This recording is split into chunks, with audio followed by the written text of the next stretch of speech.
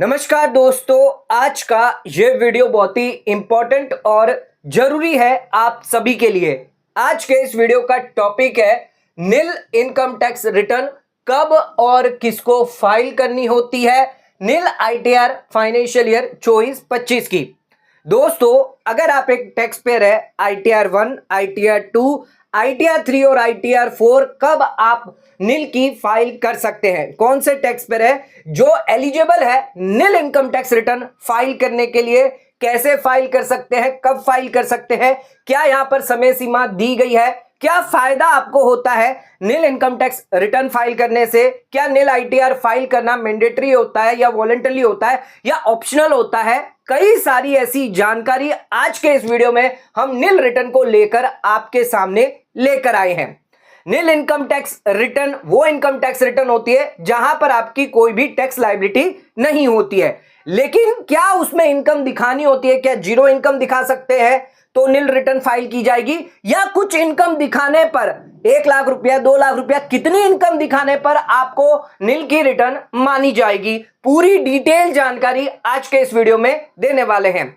अगर आप गलती करते हैं तो ध्यान रखिएगा, आपकी नील की रिटर्न कन्वर्ट हो सकती है टैक्सेबल रिटर्न में। यानी आपकी आईटीआर मैंडेटरी कब होगी, इसके बारे में भी जानकारी देंगे कि आपको कब मैंडेटरी आईटीआर फाइल करनी होती है जो नील की रिटर्न नहीं मानी जाती। यानी वो आपकी रेगुलर इनकम टैक्स रिटर्न कब मानी जाएगी, नील रिटर्न कब मानी जाएगी, सारी जानकारी, सारी क्लियरिटी आज के इस वीडियो में करने वाले हैं। तो वीडियो बहुत ही इंपॉर्टेंट है, तो वीडियो को एंड तक जरूर देखें। चैनल पर नए तो सब्सक्राइब करें और बेल आइकन पर नोटिफिकेशन पे क्लिक करें ताकि आपको आने वाले सभी नोटिफिकेशन रिगार्डिंग हमारे वीडियोस रेगुलरली मिलते रहे। आइए स्टार्ट करते अपना आज के वीडियो को बिना किसी देरी के।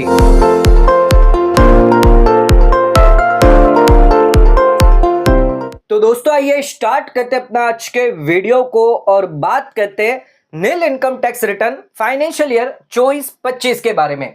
तो कौन कौन ऐसे टैक्स पेयर हैं जो नील आईटीआर फाइल कर सकते हैं?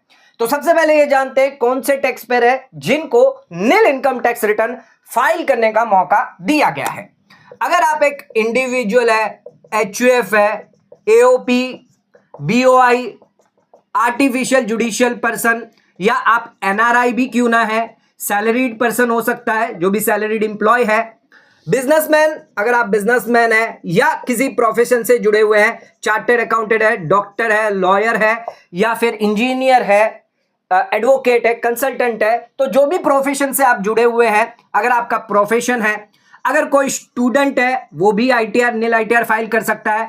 हाउसवाइफ हो गई, शॉपकीपर हो गया, शॉपकीपर है, अगर आपका जनरल स्टोर है, रिटेल बिजनेस है, तो वो भी आईटीआर जो है नील की आईटीआर फाइल कर सकते हैं। इसके अलावा अगर कोई कारपेंटर है या फिर कोई लेबर है, पेंशनर अगर आप है, या फिर अगर आप सीनियर सिटीजन है या सुपर सीनियर सिटीजन है, ओल्डर पर्सन है, बुजुर्ग आदमी है, बुजुर्ग वुमन है, या महिला है, या मैन है, तो कोई भी ऐसा व्यक्ति जो यहां पर, जिन पर ध्यान रखिएगा, इंपॉर्टेंट चीज है, जिनकी इनकम जो है वो below basic exemption limit fall करती है। तो जिन लोगों की इनकम जो है बेसिक एग्जम्पशन लिमिट से अंदर है, प्लस जिन्होंने पूरे साल में कोई भी टैक्सेस जो है वो पेड नहीं किए गए हैं, जो भी आपका रिस्पेक्टिव फाइनेंशियल ईयर है, मान लीजिए 24-25, यानी 1 अप्रैल 2024 से लेकर 31 मार्च 2025 तक जो भी आपकी इनकम आई है उस पर आपका कोई भी टैक्स नहीं आ रहा है, तो आपने कोई भी टैक्स नहीं पे किया और आपकी जो इनकम है वो बिलो है बेसिक एग्जम्पशन लिमिट के, तो उस केस में आप यहां पर नील की इनकम टैक्स रिटर्न जो है वो फाइल कर सकते हैं। आईटीआर 1, आईटीआर 2, आईटीआर 3 या फिर आईटीआर 4 भी आप फाइल कर सकते हैं। फिलहाल अभी आईटीआर 1 और आईटीआर 4 जो है दी गई है, तो अगर आईटीआर 1 और आईटीआर 4 आप पे अप्लीकेबल है तो उस केस में वो आप नील की रिटर्न फाइल कर सकते हैं। लास्ट डेट ध्यान रखिएगा, इसकी 31 जुलाई है, लेकिन सरकार ने इसकी डेट बढ़ाकर 15 सितंबर कर दी है 15 सितंबर 2025। तो कौन कौन व्यक्ति है जो नील इनकम टैक्स रिटर्न भर सकता है? तो इंडिविजुअल हो गया, HUF, AOP, BY, artificial judicial person, अगर आप एनआरआई है, सैलरीड पर्सन है, ये सभी लोग जिनकी इनकम बेसिक एग्जम्पशन लिमिट से कम होनी चाहिए। नील का मतलब यह नहीं है कि आपको जीरो की रिटर्न आप भर रहे हैं तो नील रिटर्न है। हो सकता है आपकी 5,000 की भी इनकम हो सकती है, 10,000 की भी इनकम हो सकती है। तो ध्यान रखिएगा, बेसिक एग्जम्पशन लिमिट अभी डिस्कस करेंगे, बेसिक एग्जम्पशन लिमिट क्या होती है वो डिस्कस कर लेंगे। लेकिन इससे अगर कम हुई, यानी आपकी बेसिक एग्जम्पशन लिमिट से इनकम कम हुई, तो आपकी जो इनकम टैक्स रिटर्न भरी जाएगी वो नील इनकम टैक्स रिटर्न भरी जाएगी, जहां पर आपने कोई भी टैक्सेस जो है वो पे नहीं किए गए हैं। आइए अब समझते हैं बेसिक एग्जम्पशन लिमिट क्या दी गई है और old tax regime, new tax regime के लिए अलग अलग बेसिक एग्जम्पशन लिमिट दी गई है। तो सबसे पहले जानते हैं बेसिक एग्जम्पशन लिमिट के बारे में। अब अपने सेकंड पॉइंट पे, तो इनकम अगर आपकी बिलो हुई बेसिक एग्जम्पशन लिमिट तो नील रिटर्न मानी जाएगी। तो अब यह समझना जरूरी है बेसिक एग्जम्पशन लिमिट क्या दी गई है। तो यहां पर ओल्ड टैक्स रिजिम है और दूसरी है हमारी न्यू टैक्स रिजिम। ये हो गई ओल्ड टैक्स रिजिम, ये हो गई आपकी न्यू टैक्स रिजिम। दोनों के लिए ही बेसिक एग्जम्पशन लिमिट अलग अलग दी गई है, यह समझना आपके लिए जरूरी है। अगर आपकी एज बिलो 60 है, 60 साल से कम है, अगर आप नॉन सीनियर सिटीजन है, तो 2.5 लाख रुपए तक की आपकी बेसिक एग्जम्पशन लिमिट मानी जाती है। इसके अलावा अगर आपकी उम्र 60 साल या उससे ज्यादा है लेकिन 80 साल से कम है, तो उस केस में आपकी 3 लाख की बेसिक एग्जम्पशन लिमिट होती है ओल्ड टैक्स रिजिम में। और अगर आपकी एज कहीं 80 साल से ज्यादा है, 80 या उससे ज्यादा है, तो उस केस में 5 लाख की आपकी बेसिक एग्जम्पशन लिमिट होती है। न्यू टैक्स रिजिम में सभी के लिए नो एज ग्रुप, यहां पे कोई भी एज ग्रुप क्राइटेरिया नहीं दिया गया है, सभी के लिए 3 लाख रुपए की बेसिक एग्जम्पशन लिमिट दी गई है। तो यह होती है आपकी बेसिक एग्जम्पशन लिमिट। अगर इससे आपकी इनकम कम हुई, मान लीजिए आपकी इनकम 2 लाख रुपए हुई, तो उस केस में आप आईटीआर भरते हैं 2 लाख की, तो वो आपकी नील की रिटर्न मानी जाती है। लेकिन इससे ज्यादा इनकम आपकी हुई, 4 लाख की आपकी इनकम हुई, भले ही आपका टैक्स जीरो है, लेकिन यहां पर आपकी रेगुलर रिटर्न मानी जाएगी, ये आपकी नील की रिटर्न नहीं मानी जाएगी। तो ये चीज ध्यान रखिएगा। कई लोगों का ये सोचना है जीरो की रिटर्न भरते हैं वो नील की रिटर्न होती है, या नील की रिटर्न अगर हम भर रहे हैं तो हमें जीरो इनकम दिखानी है। ऐसा नहीं करना है। अगर हो सकता है कि आपने पूरे साल काम नहीं किया, लेकिन अगर आपका सेविंग अकाउंट है तो सेविंग का ब्याज आ सकता है, एफडी अकाउंट है तो एफडी का ब्याज आ सकता है। तो थोड़ा बहुत जो भी पैसा आपका इनकम में आ रहा है वो आप अपनी आईटीआर में जरूर भरे। तो कितनी इनकम तक भर सकते हैं? 2.5 lakh, 3 lakh, 5 lakh basic exemption limit age criteria के हिसाब से, और न्यू टैक्स रिजिम है तो 3 लाख के अंदर है, तो उस केस में आपको यहां पर नील रिटर्न भरना होता है। अब ये जो 3 लाख का जो कैलकुलेशन है, यानी बेसिक एग्जम्पशन लिमिट है, 2.5 लाख का कैलकुलेशन जो है वो कैसे कैलकुलेट किया जाता है ये ध्यान रखिएगा। तो यहां पर इस 3 लाख के अंदर कुछ चीजें जो है वो कंसिडर नहीं की जाती है, जैसे कि आपके चैप्टर 6A के डिडक्शन। अगर आप LIC का बेनिफिट लेना चाहते हैं 80C से लेकर 80U तक, LIC का बेनिफिट हो गया, मेडिक्लेम का बेनिफिट हो गया, डोनेशन का बेनिफिट हो गया 80G में, अगर ये बेनिफिट लेते हैं, डिडक्शन है, तो उस केस में ये 3 लाख की लिमिट के अंदर कवर नहीं करते। इसके अलावा अगर आपके कैपिटल गेन के एग्जम्पशन है जो 54 EC, 54F, ये वाले जितने भी एग्जम्पशन है वो भी यहां पर कंसिडर नहीं किए जाएंगे। तो ये दोनों चीज जो है वो कंसिडर नहीं की जाएगी जब आपकी 3 लाख की बेसिक एग्जम्पशन लिमिट देखी जाती है। अब एग्जांपल के तौर पर मान लीजिए आपकी 4 लाख की इनकम थी, अब इसमें से 80C का डिडक्शन आपने लिया है 1.5 लाख रुपए का, तो यहां पर आपकी इनकम निकल कर आ गई 2.5 लाख रुपए। तो यहां आपको लग रहा है कि ये आपकी बेसिक एग्जम्पशन लिमिट से कम है, तो आपको यहां पर नील की रिटर्न आप फाइल कर सकते हैं, लेकिन ऐसा नहीं है। यहां पर हम 80C का कंसिडर नहीं करेंगे। Income tax return filing purpose के लिए 4 लाख की इनकम देखी जाएगी और 3 लाख से ज्यादा है तो उस केस में आपकी ये रेगुलर इनकम मानी जाएगी, यानी रेगुलर आईटीआर आपको फाइल करनी पड़ेगी। मैंडेटरी आईटीआर फाइल करना फिर आपके लिए जरूरी हो जाता है, तो वो यहां पर आपकी मैंडेटरी आईटीआर में आ जाती है। अब मैं कुछ केसेस ऐसे बताता हूं, कुछ केसेस हैं जो आपकी इनकम बिलो भी बेसिक एग्जम्पशन लिमिट क्यों ना हुई, यानी 3 लाख से भी इनकम कम क्यों ना हुई, मतलब 2 लाख हो गई, 1 लाख हो गई, अगर ये भी इनकम है तो भी आपको मैंडेटरी आईटीआर जो है वो फाइल करनी पड़ सकती है। तो वो कौन से केस है, आइए ये समझते हैं। यानी बेसिक एग्जम्पशन लिमिट के इनकम कम होने के बावजूद भी वो आपकी नील रिटर्न नहीं मानी जाएगी, वो यहां पर आपको mandatory income tax return file करनी पड़ सकती है। एक चीज इंपॉर्टेंट और ध्यान रखिएगा, यहां पर जो भी नील आईटीआर है वो आपकी वॉलंटरी पर्पस के लिए है। आप वॉलंटरीली चाहे तो फाइल कर सकते हैं, ऑप्शनल है आपके लिए, ऑप्शनल फाइल कर सकते हैं, लेकिन मैंडेटरी नहीं है। नील रिटर्न आपके लिए मैंडेटरी नहीं है, वॉलंटरी है, ऑप्शनल है, लेकिन जो केसेस हम बताएंगे वहां पर आपके लिए मैंडेटरी हो जाएगी, या बिलो एग्जम्पशन लिमिट है तो आपके लिए मैंडेटरी इनकम टैक्स रिटर्न हो जाती है। अपने अगले पॉइंट पे, तो नील रिटर्न कब आपको मैंडेटरी फाइल करनी पड़ सकती है। एक तो हमने आपको बता दिया, अगर आपकी income below basic exemption limit है, यानी 2.5 लाख रुपया ओल्ड टैक्स रिजिम में और 3 लाख रुपए न्यू टैक्स रिजिम में, तो उस केस में आपको आईटीआर फाइल करना मैंडेटरी हो जाता है। इसके अलावा भी कुछ केसेस है जहां पर आपको आईटीआर फाइल करना मैंडेटरी होता है। अगर आपने सेविंग अकाउंट के अंदर डिपॉजिट किया है, चाहे कैश में किया है या ऑनलाइन किया है, 50 लाख रुपए या उससे ज्यादा, तो उस केस में आपको आईटीआर फाइल करनी मैंडेटरी होती है, भले ही आपकी इनकम जो है वो बिलो बेसिक एग्जम्पशन लिमिट क्यों ना हो। सेकेंड, अगर आपके पास करंट अकाउंट है और करंट अकाउंट में आपने पैसा डिपॉजिट किया है, तो ध्यान रखिएगा 1 करोड़ या उससे ज्यादा अगर किया है तो उस केस में आपको आईटीआर फाइल करना मैंडेटरी हो जाता है। अगर आपका कोई बिजनेस है और बिजनेस का जो टर्नओवर, सेल या जो भी ग्रॉस रिसिप्ट है वो अगर आपकी 60 लाख रुपए या उससे ज्यादा हुई तो भी आपको आईटीआर फाइल करना मैंडेटरी होता है। अगर आप किसी प्रोफेशन में है, आपकी ग्रॉस रिसिप्ट जो है 10 लाख रुपए या उससे ज्यादा है, तो भी आपको आईटीआर फाइल करना मैंडेटरी हो जाता है। अगर आपका टीडीएस प्लस टीसीएस कंबाइंड यहां पर कटा है, डिडक्ट हुआ है, कलेक्ट हुआ है 25,000 रुपए इन केस अगर आपकी उम्र 60 साल से कम है, और 50,000 रुपए इन केस अगर आप सीनियर सिटीजन है, अगर इससे ज्यादा आपका टीडीएस या टीसीएस कटा है तो आपको आईटीआर फाइल करना मैंडेटरी हो जाता है। इसके अलावा अगर आपने इलेक्ट्रिसिटी बिल का जो है वो पेमेंट किया है, इलेक्ट्रिसिटी बिल पेड किया है पूरे साल में 1 लाख रुपए या उससे ज्यादा, तो भी आपको आईटीआर फाइल करना मैंडेटरी होता है। नेक्स्ट, अगर आप यहां पर फॉरेन ट्रैवल करते हैं, खुद के ऊपर खर्च कर रहे हैं या अपने फैमिली मेंबर्स पर खर्च कर रहे हैं, तो ध्यान रखिएगा 2 लाख रुपए या उससे ज्यादा का अगर खर्च किया है तो आपको आईटीआर फाइल करना मैंडेटरी हो जाता है।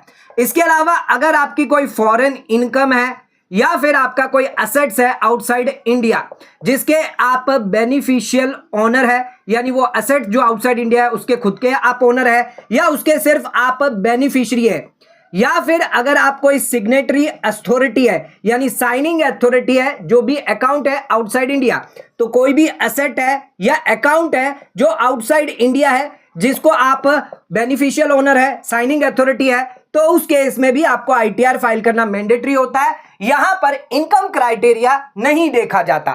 तो ये कुछ केसेस है, मैंडेटरी केसेस है जहां पर आपको नील की इनकम टैक्स रिटर्न भी फाइल करना मैंडेटरी हो जाता है। आ जाते हैं अपने 4th पॉइंट पे, benefit of filing nil income tax return. तो नील आईटीआर फाइल करने के क्या क्या फायदे आपको मिलते हैं। एक तो सबसे बड़ा फायदा, आप वीजा के लिए अप्लाई कर सकते हैं, यानी इनकम प्रूफ में आपका इनकम टैक्स रिटर्न जो है वो मांगा जाता है। तो अगर आप स्टूडेंट वीजा के लिए या कनाडा जाना चाहते हैं, रहने के लिए, एम्प्लॉयमेंट के लिए, घूमने के लिए आप बाहर जाना चाहते हैं, तो उसके लिए वीजा की जरूरत होती है और वीजा के लिए आपको इनकम प्रूफ आईटीआर देना होता है। इसके अलावा अगर आपको पासपोर्ट लेना है तो भी यहां पर आपके लिए आईटीआर देना कंपलसरी हो जाता है। लोन अगर आपको लेना है, होम लोन लेना है, पर्सनल लोन लेना है, कार लोन लेना है, बाइक लोन लेना है, ट्रक का लोन लेना है, कोई भी व्हीकल का लोन लेना है, आपको लास्ट 3 ईयर की आईटीआर यहां पर रिक्वायर्ड होती है, मांगी जाती है। अगर आप पिछले 3 साल की आईटीआर देते हैं तो उस केस में आपका लोन प्रोसेस किया जाता है। इसके अलावा ध्यान रखिएगा, अगर आपका टीडीएस या फिर टीसीएस जो है वो कलेक्ट किया गया है, टीडीएस डिडक्ट किया गया है किसी भी बैंक द्वारा या आपके डिडक्टर द्वारा, तो उस केस में अगर आपको रिफंड चाहिए तो आईटीआर फाइल करना आपके लिए जरूरी हो जाता है। तो आईटीआर फाइल करने का फायदा हो जाता है आपको, टीडीएस और टीसीएस भी यहां पर आप क्लेम कर सकते हैं अगर आपकी कोई भी टैक्स लायबिलिटी नहीं है। लास्ट और मोस्ट इंपॉर्टेंट, अगर आप कैरी फॉरवर्ड करना चाहते हैं अपने लॉसेस के, अगर आपको शेयर मार्केट में लॉस हुआ है, शॉर्ट टर्म कैपिटल लॉस हुआ है, लॉन्ग टर्म कैपिटल लॉस हुआ है, तो इस लॉस को कैरी फॉरवर्ड आप तभी कर पाएंगे जब आप आईटीआर फाइल करते हैं। तो अगर आपकी बिलो बेसिक एग्जम्पशन लिमिट हुई और अगर आपकी नील की रिटर्न हुई तो आपको आईटीआर फाइल करना मैंडेटरी हो जाता है। अगर आपको अपने लॉसेस को कैरी फॉरवर्ड करना है, फ्यूचर कैपिटल गेन के सामने अगर आपको एडजस्ट करना चाहते हैं, तो आईटीआर आपको फाइल करना जरूरी हो जाता है। तो ये कुछ बेनिफिट फायदे आपको मिलते हैं नील इनकम टैक्स रिटर्न के। अब बात करते हैं ड्यू डेट के बारे में और क्या लेट फीस आपको लगती है अगर आप डिले करते हैं फाइलिंग में नील इनकम टैक्स रिटर्न के बारे में। सबसे पहले बात करते हैं ड्यू डेट। तो ध्यान रखिएगा, अगर आप नॉन ऑडिट केस में है, यानी जो भी इंडिविजुअल है, सीनियर सिटीजन है, पेंशनर है, नॉन ऑडिट केस अगर आप पे एप्लीकेबल है, ऑडिट एप्लीकेबल नहीं है, तो उस केस में 31 जुलाई 2025 आपकी ड्यू डेट रहती है। लेकिन सरकार ने इस बार जो ड्यू डेट है वो बढ़ाकर कर दी है 15 सितंबर 2025। अब ध्यान रखिएगा, मान लीजिए ये आपकी ड्यू डेट है 31 जुलाई 2025, जिसको सरकार ने बढ़ाकर कर दी कितनी, 15 सितंबर 2025, और इसके बाद आप 31 दिसंबर तक बिलेटेड इनकम टैक्स रिटर्न जो है वो फाइल कर सकते हैं। तो यहां पर आप जो फाइल करेंगे वो आपकी ओरिजिनल रिटर्न होगी, यानी रेगुलर रिटर्न आप जो भरेंगे वो होगी, नील की भी रिटर्न आप भर सकते हैं यहां पर। तो ये आपकी ड्यू डेट होगी, यानी 15 सितंबर तक आपकी ड्यू डेट होगी। इसके बाद अगर आप भरते हैं तो उस केस में आपकी बिलेटेड रिटर्न मानी जाती है, यानी इस बिलेटेड रिटर्न पर आपको लगती है लेट फीस। कितनी लेट फीस लगती है? अप टू 2.5 लाख तक अगर आपकी इनकम होगी तो नील, कोई लेट फीस नहीं लगेगी। 2.5 लाख से लेकर अगर 5 लाख की इनकम है तो 1,000 की लेट फीस, और 5 लाख से ज्यादा है तो उस केस में 5,000 की लेट फीस लगती है। तो यहां पर 15 सितंबर तक अगर आपने नहीं फाइल किया, यानी 15 सितंबर तक अगर आपने फाइल किया तो यहां पर आपको कोई भी लेट फीस जो है वो नहीं लगेगी, ये ध्यान रखिएगा। अब 15 सितंबर के बाद भी अगर आप फाइल करते हैं 31 दिसंबर को, ध्यान रखना है अगर आपकी इनकम 2.5 लाख तक है तो 2.5 लाख तक होगी तो आपको नील रिटर्न यहां पर लेट फीस लगेगी। नील की जो आईटीआर भरेंगे कोई भी लेट फीस आपको नहीं लगेगी। लेकिन अगर आपकी इनकम, मान लीजिए आप न्यू टैक्स रिजिम में भर रहे हैं, तब आपके लिए 3 लाख की बेसिक एग्जम्पशन लिमिट है, तो इस केस में आपको 1,000 रुपए की लेट फीस लगेगी। यह चीज ध्यान रखिएगा। बिलेटेड अगर आप नील रिटर्न भर रहे हैं तो 3 लाख तक की अगर आपकी इनकम हुई, बेसिक एग्जम्पशन लिमिट है, तो उस केस में 1,000 की लेट फीस लगेगी। अगर 5 लाख की भी हुई ओल्ड टैक्स रिजिम में सुपर सीनियर सिटीजन के लिए, तो उन्हें भी 1,000 रुपए देना है। लेकिन अगर आपकी 2.5 लाख है, उससे कम है, तो कोई भी लेट फीस आपको नहीं देनी है। तो यह चीज इंपॉर्टेंट है, लेट फीस जो है वो नील रिटर्न वालों को भी देनी पड़ सकती है। 6 पॉइंट पे, which nil income tax return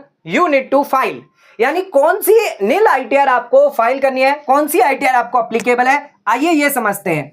तो यहां पर आपको 4 आईटीआर दिए गए हैं, आईटीआर 1, आईटीआर 2, आईटीआर 3 और आपके लिए है आईटीआर 4। अब ये कौन सी रिटर्न आप नील की फाइल करेंगे ये आपको तय करना होगा। आईटीआर 2 की बात करें तो अगर आपको कैपिटल गेन की इनकम है या क्रिप्टो की इनकम है या वर्चुअल डिजिटल एसेट की इनकम है तो आईटीआर 2 आप फाइल कर सकते हैं। टोटल इनकम ध्यान रखिएगा आपकी 50 लाख रुपए से ज्यादा होनी चाहिए। और आईटीआर 3 की बात करें तो यहां पर भी आप कैपिटल गेन, क्रिप्टो है, ये आप अगर इनकम है तो आप आईटीआर 3 फाइल कर सकते हैं। आईटीआर 3 में एक और चीज है, आपकी बिजनेस इनकम अगर होती है तो आईटीआर 3 आपके लिए एप्लीकेबल होती है, चाहे आप ऑडिट केस में हो या नॉन ऑडिट केस में हो। तो ध्यान रखिएगा, अगर आप नॉन ऑडिट केस में है, यानी सिर्फ बुक्स ऑफ अकाउंट आपको मेंटेन करना है, बुक्स ऑफ अकाउंट आपको मेंटेन करना है, ऑडिट आपके लिए एप्लीकेबल नहीं है, तो उस केस में आईटीआर 3 आपके लिए इंपॉर्टेंट है। आईटीआर 4 उन बिजनेस और प्रोफेशन वालों के लिए है जो लोग 44 AD में आईटीआर जमा करना चाहते हैं, 44 AD A में जमा करते हैं या फिर 44 AE में जमा करते हैं, यानी प्रिजेम्पटिव टैक्सेशन देते हैं 6% या 8%, उन लोगों के लिए आईटीआर जो है वो 4 दी गई है। इसके अलावा ध्यान रखिएगा, अगर आपकी सैलरी इनकम है तो आप आईटीआर 1 भी फाइल कर सकते हैं, आईटीआर 2 भी फाइल कर सकते हैं, आईटीआर 3 भी फाइल कर सकते हैं और आईटीआर 4 भी आप फाइल कर सकते हैं। आईटीआर 4 टोटल इनकम जो है वो 50 लाख के अंदर होनी चाहिए, 50 लाख से ज्यादा नहीं होनी चाहिए। और आईटीआर 1 की बात करें तो यहां पर सिर्फ रेसिडेंट लोग ही आईटीआर फाइल कर सकते हैं। टोटल इनकम जो है वो आपकी 50 लाख से अंदर होनी चाहिए। अगर आपकी पेंशन इनकम है तो आप आईटीआर 1 भी फाइल कर सकते हैं, आप आईटीआर 2 भी फाइल कर सकते हैं, आईटीआर 3 भी पेंशनों के लिए है, ITR 4 भी आपके लिए पेंशन के लिए आप फाइल कर सकते हैं।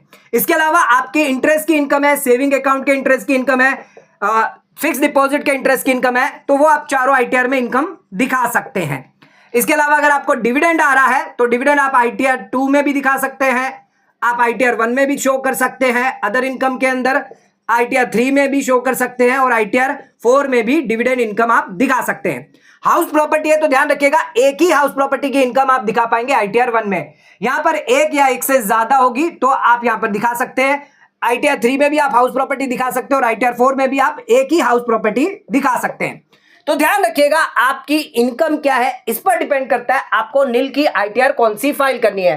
अगर आप पे ITR 2 एप्लीकेबल है निल की तो वो फाइल करें, 3 है तो वो फाइल करें, 4 है तो वो फाइल करें, 1 है तो वो फाइल करें। गलत ITR फॉर्म फाइल करेंगे इनवैलिड हो जाएगी और ड्यू डेट चली जाएगी तो लेट फीस आपको लग सकती है। 7th पॉइंट पे अगर आप निल की ITR भरते हैं तो ओल्ड टैक्स रिजिम में जाना चाहते हैं या न्यू टैक्स रिजिम में जाना चाहते हैं, आइए ये समझते हैं। सबसे पहले ध्यान रखिएगा अगर आप पर ITR 1 या फिर ITR 2 एप्लीकेबल है तो उस केस में मान लीजिए आपने फाइनेंशियल ईयर 23-24 में जब ITR भरी थी आप थे ओल्ड टैक्स रिजिम में या हो सकता है आपने न्यू टैक्स रिजिम ऑप्ट करी है। यहां पर आपको कोई भी फॉर्म जो है जमा नहीं करना है। ये आप नॉन बिजनेस पर्सन वाले जो है जिन्हें कोई भी 10IEA जमा नहीं करना होता है। अगर आपको ओल्ड टैक्स रिजिम में जाना होता है, डिफॉल्ट आपकी न्यू टैक्स रिजिम रहती है, तो उस केस में अगर बिजनेस वाले होते हैं उन्हें ये फॉर्म जमा करना होता है। लेकिन अगर आप ITR 1-2 भर रहे हैं तो उस केस में before the due date income tax form के अंदर ही आपको यहां पर ओल्ड या फिर न्यू में जाना होता है। मान लीजिए 23-24 में आप ओल्ड में थे तो उस केस में फाइनेंशियल ईयर 24-25 में आप ओल्ड में रहना चाहते हैं तो ओल्ड में रह सकते हैं, कोई दिक्कत नहीं है। या फिर अगर आप न्यू में जाना चाहते हैं तो वो आप जा सकते हैं, स्विच कर सकते हैं, यानी यहां पर चेंज कर सकते हैं। नो रिस्ट्रिक्शन, कोई रिस्ट्रिक्शन नहीं दिया गया है। तो आपने अगर ओल्ड चुना है तो आप न्यू में भी जा सकते हैं या ओल्ड में रहना चाहते हैं तो ओल्ड में भी रह सकते हैं। वैसे ही बात करते हैं अगर आपने फाइनेंशियल ईयर 23-24 में न्यू टैक्स रिजिम में थे लेकिन अब फाइनेंशियल ईयर 24-25 में आप ओल्ड टैक्स रिजिम में जाना चाहते हैं या फिर न्यू टैक्स रिजिम में रहना चाहते हैं तो ये आप चेंज कर सकते हैं। हर साल एवरी ईयर जो है वो आप इस ऑप्शन को सिलेक्ट कर सकते हैं, चेंज कर सकते हैं, ओल्ड में जा सकते हैं या फिर न्यू में रहना चाहते हैं तो न्यू में भी रह सकते हैं, कोई रिस्ट्रिक्शन नहीं दिया गया है। ये हम बात कर रहे हैं 1 और 2 के लिए। अब बात करते हैं ITR 3 और 4 के लिए क्या दिया गया है। जो ITR 3 आप पर एप्लीकेबल है या 4 आप पे एप्लीकेबल है यानी आप बिजनेस या प्रोफेशन में है तो उस केस में ध्यान रखिएगा ओल्ड टैक्स रिजिम में अगर आप होते हैं तो 10IEA फॉर्म आपको जमा करना होता है। अब मान लीजिए फाइनेंशियल ईयर 23-24 आप ओल्ड टैक्स रिजिम में थे, यहां पर भी या फिर आप जो है या ओल्ड टैक्स रिजिम में थे या 23-24 में आप न्यू टैक्स रिजिम में थे। तो ध्यान रखिएगा अब इस साल फाइनेंशियल ईयर 24-25 में अगर आप ओल्ड टैक्स रिजिम में ही रहते हैं यानी ये जब आप ओल्ड टैक्स रिजिम में थे तब आपने यहां पर फॉर्म जमा किया होगा 10IEA 23-24 में, तो अगर आप वापस ओल्ड में रहना चाहते हैं तो उस केस में कोई भी फॉर्म की जरूरत नहीं है। आपने ये जो फॉर्म फाइल किया था उसकी डिटेल यहां पर आपको देनी होगी, डेट ऑफ फाइलिंग और एक्नॉलेजमेंट नंबर जो आपने 23-24 में यहां पर ओल्ड टैक्स रिजिम ऑप्ट करने के लिए 10IEA जमा किया था उसी की डिटेल दे दीजिए। लेकिन अगर आप स्विच करना चाहते हैं, आप जाना चाहते हैं न्यू टैक्स रिजिम में तो उस केस में ध्यान रखिएगा आपको वापस 10IEA फाइनेंशियल ईयर 24-25 का फाइल करना होगा। अगर आपको विड्रॉ करना है यानी ओल्ड टैक्स रिजिम से न्यू टैक्स रिजिम जाना चाहता है तो उस केस में विड्रॉ का फॉर्म जमा करना होगा। एक बार आपने विड्रॉ कर दिया तो आने वाले सब्सिक्वेंट असेसमेंट ईयर में आप वापस ओल्ड टैक्स रिजिम में नहीं जा पाएंगे जब तक आपकी बिजनेस होगी, इनकम होगी। अगर किसी साल आपकी बिजनेस इनकम नहीं हुई तो आप ओल्ड टैक्स रिजिम में जा पाएंगे, अदरवाइज हमेशा हमेशा के लिए लाइफ टाइम के लिए आपको न्यू टैक्स रिजिम ही ऑप्ट करनी पड़ सकती है। अब दूसरा सिनारियो है कि हमने न्यू टैक्स रिजिम ऑप्ट किया है तो उस केस में फाइनेंशियल ईयर 24-25 में देखना है आपको। अगर आप न्यू में रहना चाहते हैं तो कोई दिक्कत नहीं है, कोई फॉर्म फाइल नहीं करना, डिफॉल्ट आपकी न्यू रहेगी। लेकिन अगर आप ओल्ड में जाना चाहते हैं तो फिर आपको वापस 10IEA जमा करना पड़ेगा, एप्लीकेशन करनी पड़ेगी यहां पर स्विच करने के लिए न्यू से ओल्ड टैक्स रिजिम में। तो ये फॉर्म जमा करना पड़ेगा, फाइनेंशियल ईयर 24-25 का डेट ऑफ फाइलिंग और एक्नॉलेजमेंट नंबर आपको देना होगा। तो ध्यान रखिएगा ITR फॉर्म फाइल करते वक्त टैक्स रिजिम सही से चुने, पिछले साल क्या चुनी थी और इस साल अब क्या आप चुन रहे हैं, ये आप जरूर एक बार क्रॉस चेक कर लें। तो दोस्तों ये 7 इंपॉर्टेंट पॉइंट है जो आपको समझना जरूरी है। जो लोग नील इनकम टैक्स रिटर्न फाइल करते हैं कई बार यहां पर गलतियां कर देते हैं, उन पर नील एप्लीकेबल नहीं होती लेकिन फिर भी वो फाइल कर देते हैं, या फिर वो गलत आईटीआर फॉर्म फाइल कर देते हैं, गलत टैक्स रिजिम चुन लेते हैं, ड्यू डेट उन्हें पता नहीं होती। तो कई बार इन चीजों के बारे में जानकारी आपको होनी चाहिए। अब एक चीज इंपॉर्टेंट और, नील इनकम टैक्स रिटर्न यानी आपको जीरो की रिटर्न नहीं भर देनी है, 1 रुपया डाल के इनकम नहीं भर देनी है। जो भी आपकी एक्चुअल इनकम है, मान लीजिए आपको 10,000 की सैलरी मिल रही है तो पूरे साल में भले ही कैश में क्यों ना मिल रही है, 1,20,000 मिल रही है तो उतनी ही नील की रिटर्न आप भरें। ऐसा नहीं है कि 7 लाख की लिमिट आपको दी गई है तो आप 7 लाख तक रिटर्न भरें, ऐसा बिल्कुल ना करें। जो एक्चुअल इनकम आपकी दिख रही है, आपको लगता है एक्चुअल इनकम आपकी है, थोड़ा बहुत आप 19-20 कर सकते हैं, 10,000 से आप 15,000 अपनी सैलरी कर सकते हैं, लेकिन लोन के चक्कर में अपनी गलत इनकम ना दिखाएं। अगर ऐसा करेंगे तो बाद में मुश्किल आपको ही आने वाली है।